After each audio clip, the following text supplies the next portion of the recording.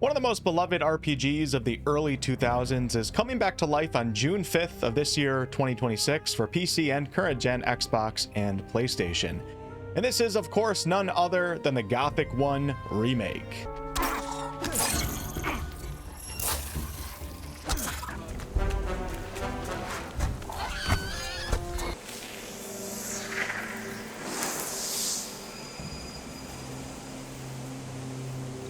Of which I've actually been playing a limited early preview version of over the past few days, and I've sunk in over 10 hours. This is all thanks to THQ Nordic, who I have partnered with to bring you this preview video. This is not a review, and show you a few things that not many have seen. If you like what you hear and see, to support the channel, click the link down below to wishlist the game. It's completely free to do and just shows early support and interest. Pre-orders are also available for those interested. So welcome to the Gothic 1 Remake. This is, of course, the preview version here. It's not 1.0. Some of you guys that played the demo last year might recognize this area. It's called the Old Exchange. But in this preview version, I have way more access to the world than in the demo. It's still limited to the old camp and the old mine, but much larger of an area to explore and way more quests than the demo. In fact, we can go all the way down this road and kind of enter into that step out moment into the world.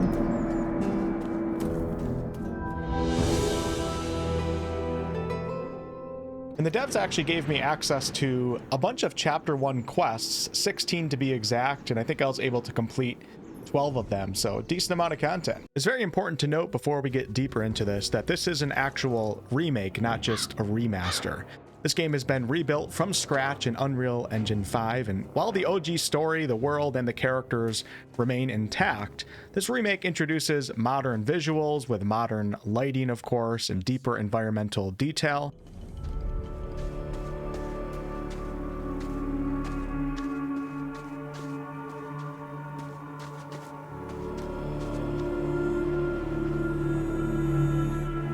New and improved character animations.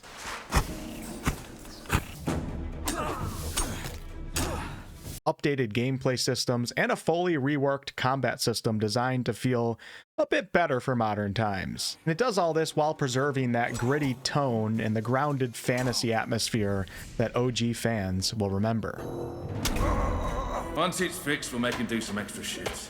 Bastard ain't here to fondle his balls. Now, all of what I show you in this video can be experienced within the first couple hours or so, depending on where you decide to run to and what your experience is with Gothic in general. But I was able to spend 10 plus hours playing this preview version, one, because I'm a Gothic noob, so I come from that perspective of having to learn everything here, which has actually been a lot of fun. But two, this is the type of game that starts you off as a nobody. You are bad at everything, you're gonna get killed by everything, but eventually, oh, let's go, baby. Eventually, you turn into... I guess I'm still pretty bad at the game. I was gonna say you turn into a killing machine. This is the type of game where you start off as a nobody, and you suck at everything, nobody cares about you. So much for the escapism. Really important to take your time, learn how the world works, slowly power up your character. Don't be like me.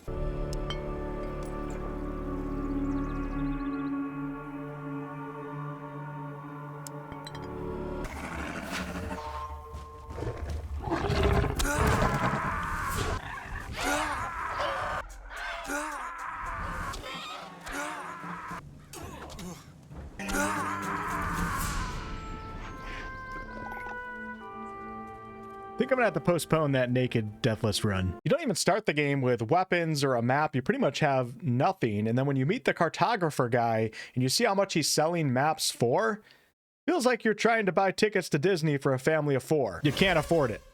I should mention, though, that because it's an RPG, there are ways to acquire maps without necessarily spending money. I think there's a couple ways, and I appreciate that. When it comes to combat specifically, the difference in my character's power as well as my own personal confidence when comparing my level 1 or 2 noob self running around to my more knowledgeable, experienced level 4 or 5 self is astronomical. Becoming stronger in this game requires training, resources, and reputation, and there's a lot of different systems that you can become stronger in if you're willing to put in the work. When you level up in this game, which is done by acquiring enough experience points by killing creatures, completing quests, etc., you gain something called learning points, and learning points can be spent at various skill trainers to power up your character. So if we talk to Diego right here and I ask him to teach me something, you can see here that he's offering 4 different progression options here. The top 2 are an increase to my strength stat, and the bottom 2 are my dexterity stat,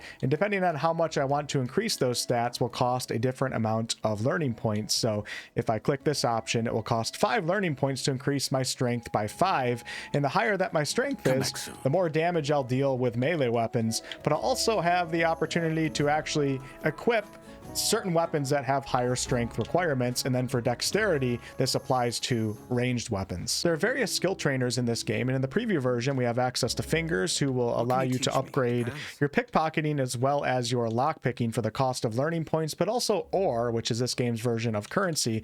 And you notice here, if I do upgrade my lockpicking, it's not like a number boost that just makes my character better. These are active benefits here. Breaking a pick does not reset your progress on a lock, and also you can make up to 4 mistakes before breaking a pick. These are things you're going to notice while you're actually lockpicking. You don't just, get better with a number. There's also a trainer who deals in the art of blacksmithing. In this case, if I learn smithing, I'll be able to craft one-handed weapons and also learn some of the basic one-handed weapon schematics. And in this little area, you can see a bunch of different stations here for crafting and blacksmithing, and we also have a workbench over here as well. There's a trainer named Drax who will teach you how to remove teeth from creatures, remove fur, claws, and also skin reptiles. You can see how different systems in this game are quite deep. My favorite skill trainer runs the arena, and you guys will notice right now when I'm swinging the axe that I have right here, my character's kind of slow with each swing here, but when I go over to my boy 𝑠𝑢𝑝𝑝 here and have him actually train me, for 10 learning points and 50 𝑒𝑟, I can become much more proficient with one-handed weapons here and have the ability to land critical strikes, which I wasn't able to do before.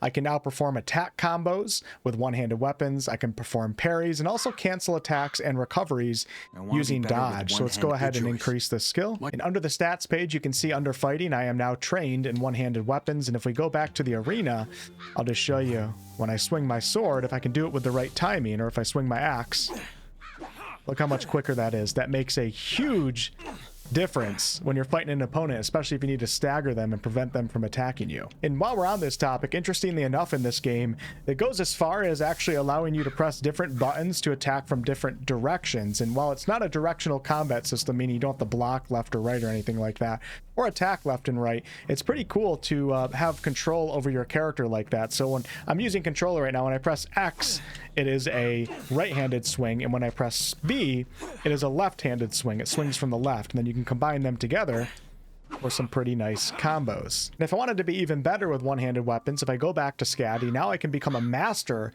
with one-handed weapons, which is going to increase that critical strike chance with one-handed weapons. I'm going to be able to do finishers at the end of combos. I can use riposte after parrying, and I can also cause a knockback with one-handed weapons. These upgrades are very meaningful, not only just like passively, but also actively. You feel this progression when you're able to do ripostes and knockbacks and combos. Can't talk about Gothic without mentioning magic though, and after completing a quest for a gentleman named 𝑡𝑒𝑟, he said that he can teach me some magic. With 𝑡𝑒𝑟, if I learn rune magic, I'll gain access to the use of basic runes in this game. Now I have a healing rune, and if I equip this to my quick selection here, and we cast it, and actually I do need mana, and to get mana in this game you do have to consume either potions that give you mana or particular herbs that might increase your mana. For example, Widow's Veil right here, and then I can pull the rune out and we can go ahead and cast a little bit of a spell. But we're not here for the heals, we're here for the fire destruction, and now I have a fire rune in my hand, and I have barely any HP, but you know what? I don't really need HP because I have a fire rune that's going to destroy everything. So let's go ahead and just... You can kill anybody in this game, by the way, most NPCs. So let's go ahead and just cast it. Very satisfying to use, and it also sets a burn effect on characters as well. So if we cast enough... You see how that character's on fire and he is slowly taking damage over time, and he might just drop.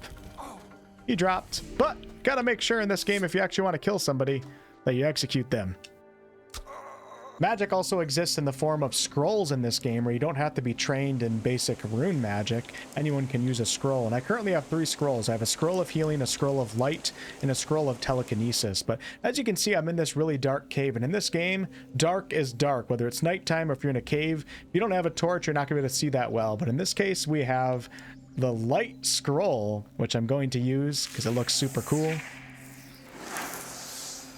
And now we have this little light orb following us around here and lighting up this mysterious, kind of scary cave. There's obviously way more runes and scrolls and weapons that you can find and utilize in this game, but I think you get the gist of what's offered here and how some of these progression systems work. Progression is extremely meaningful and important in this game, and the remake, like the original, certainly does not shy away from being that harsh but immersive setting where a player is rewarded for taking the time to progress. Story-wise, you'll be stepping into the life of the nameless hero, who is a prisoner that gets thrown into the Valley of Mines and is told to deliver a letter to the mages. The Valley of Mines, as you might have guessed, is not a great place right now for an afternoon picnic. It's a brutal penal colony that is surrounded by a magical barrier that just straight up kills you if you try walking through it. The idea behind the Valley of Mines and the colony here is that the king uses this place to throw prisoners into to have them mine the valley's magical ore.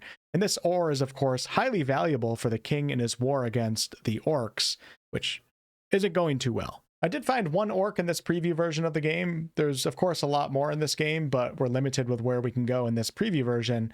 But the orc is right here. And as you can tell, he's probably not too happy right now. The humans and the orcs aren't exactly friends. When this magical barrier dome was created by some of the king's most powerful mages, it grew a little out of control and ended up covering the entire valley and trapping many that were not supposed to be inside it, including some of the king's guards and mages. The prisoners then revolted and took over, and naturally they all don't get along with each other, so different factions are formed, and bam, now you're here, and you start off factionless. Nobody knows or cares about you. A really big part, at least of the early experience here, is talking to the various characters and NPCs, many of which might be associated with different factions. And you can see Fletcher right here. And if I pull up my glossary and go to the characters menu, these are all the characters that I've met here in the old camp. And I also have characters from the new camp and then characters from the swamp camp. And these are the 3 different factions in the game. And when you meet a named character, you'll get a brief description in your glossary, sometimes some extra information about a quest you might be on with them, and also a little reminder as to where that character likes to hang out. And speaking of where characters are, this is a living, breathing world, and NPCs have daily routines, they have jobs, they go to bed. So if I go ahead and go into my little hut here and we take a nap right now and wake up at nighttime, there's not nearly as many NPCs around. There's a few that are wandering around, but many of them are actually sleeping. You're not the center of the world in this game, at least not early on. People don't know you, and this shows. And I actually really appreciate that, because you have to earn your reputation. You have to introduce yourself to these characters for them to start to get to know you. And the game doesn't make you feel like that when you first get here, which is the feelings that you should have when you get dropped into basically a prison. This area is called the outer ring of the castle, and it's part of the old camp, which is where most of the content in the preview version takes place. But we also have the new camp as well as the Brotherhood, and all 3 of these camps or factions have their own motivations, desires, and leadership structures, their own philosophies, and of course their own goals. The old camp here actually continues to work with the king on the outside in exchange for certain goods and services being sent into the colony from the outside. As someone who has not played the original, this is all new to me, and I very much, in an RPG specifically, appreciate being pulled in 3 different directions here, but the choice ultimately being my own as to who I want to join. The feeling of choice consequence is strong even in this preview version, where I'm mostly confined to old camp content, but I had started up a few other quests to go visit, for example, the Brotherhood faction out in the swamps. I just wasn't able to go there.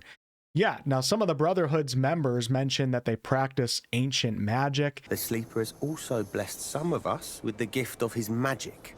It is an ancient and powerful kind, and it's unlike anything the mages of Matana practice. This mind-based magic with charms and stuff like that. that I could learn myself. And they also worship this sleeper god who they believe is going to get them out of this prison once they are able to complete a special ritual of some sorts. They seem a little kooky, but very interesting story-wise, and gameplay-wise, I'm also attracted to go check them out because I want to see what this ancient mind-based magic is all about. For the preview session, though, I focused on being a part of the old camp, and a man named Diego had me earning the favor and trust of old camp members, which would be my path to joining the old camp, and also getting inside the castle walls to speak with the fire mage regarding this letter that I was given to deliver at the start of the game. And speaking of the letter, Diego told me I should probably keep this letter business to myself, and interestingly enough, there were a few opportunities while playing where I could tell some other characters about the letter that I have, but I chose to stay quiet because I felt like there was going to be consequences for doing so. And while on the topic of choice consequence, there's a quest that I did fairly early on called Whistler's Sword. And this gentleman right here, I don't know if I should call him a gentleman, but this man right here named Whistler gave me 100 ore, which is currency in this game, to go purchase a sword from this vendor who wouldn't sell the sword to him for unknown reasons. I don't know exactly why, but there might be more to the story. Needless to say, he gave me 100 ore to go buy this sword, and I had a lot of currency in my inventory for the first time in this game. And at this time, you know, I've been broke and I need weapons and I need all sorts of potions and everything.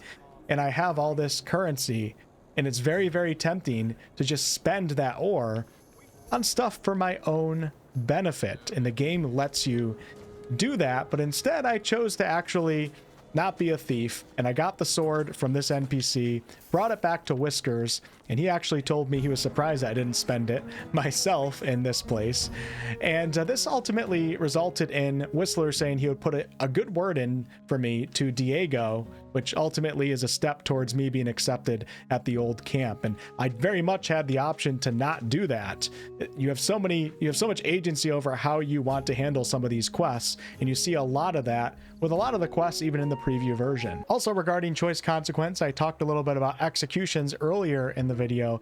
You can kill, I would say, the vast majority of NPCs in this game. There are certain ones that are very essential to the story that you can't, but a lot of the named ones you can kill. And let's just go ahead and take a shot at this guy right here. He's just a regular digger. So once I knock him down, we'll let him come a little closer. Come here, buddy. Yeah, I'll just take you down. He falls to the ground, and I have two options here. One, I can rob him, or two, I can execute him. If I just rob him and take his stuff and then walk away, he is going to get up and continue on with his life, albeit he probably won't have... Oh, I guess there's consequences. His digger buddies... This is perfect. So his digger buddies just knocked me out, and now they're stealing my short bow. They're going to leave me alive. So the world goes on, but there's consequences for doing things. Now, he's actually still knocked out. I'm going to... Oh, but he's getting back up. Are any digger people around here? Let's see if we can actually kill him this time. We're going to kill him with a pickaxe. All right, so now when he falls down... Oh, he blocked it. Good for you. It's got to hurt. Oh, he found... I'm going to execute him. And now this character is gone for good. Man, that feeling of impact of that execution was quite brutal. But it's a really interesting system. I don't really see systems like this in many other games. It's when you fight humans in this game, you have an opportunity to let them live or execute them, which can come with all sorts of consequences and fun stuff. I should also mention that I'm doing all of these quests without any quest markers, and I'm told that the game as a whole does not rely on heavy quest markers or strict paths, which I am inclined to believe after this preview experience. Exploration is vital in this game, especially because you don't have all these quest markers. So you have to be observant with where you're at and who is there and what their names are, and actually learn the world versus, you know, staring at a mini map and following a golden brick road. If an NPC tells you to go to the southern gate, well, you gotta know where the south is. And if you don't have a map, that can actually be kind of challenging. But things like that are present in this game, and it really does create so much engagement and interactivity with the world. You're present, you're there. You're not just, you know, looking at a sheet and following a color. experimentation with quests and how to do things is also a big part of this game. You know, going out and dying and learning that you're not quite prepared for a specific area or foe is all part of the intended experience. And as you learn how the world works, it all starts to come together. And the feelings of knowledge progression of you as a player, but also character progression, combine beautifully to get about as RPG as it comes. I'm going to leave it at that for this video. Since you made it this far, do me a favor and click the link down below to go wish list this game so you at least are able to stay aware of when it comes out. On June 5th on PC and current gen PlayStation and Xbox. Pre-orders are also available on all platforms. I'll probably review this game as I am very much feeling like I'm going to be a Gothic fan. I can't believe I missed this franchise when I was younger, but hey, here we are with the remake, and the visuals, I think a visual upgrade was quite needed, so I'm very, very excited for that. Huge thanks to THQ Nordic and 𝑎𝑙𝑐№𝑒 Interactive for letting me show you all this preview version, and I'll catch you on the next one.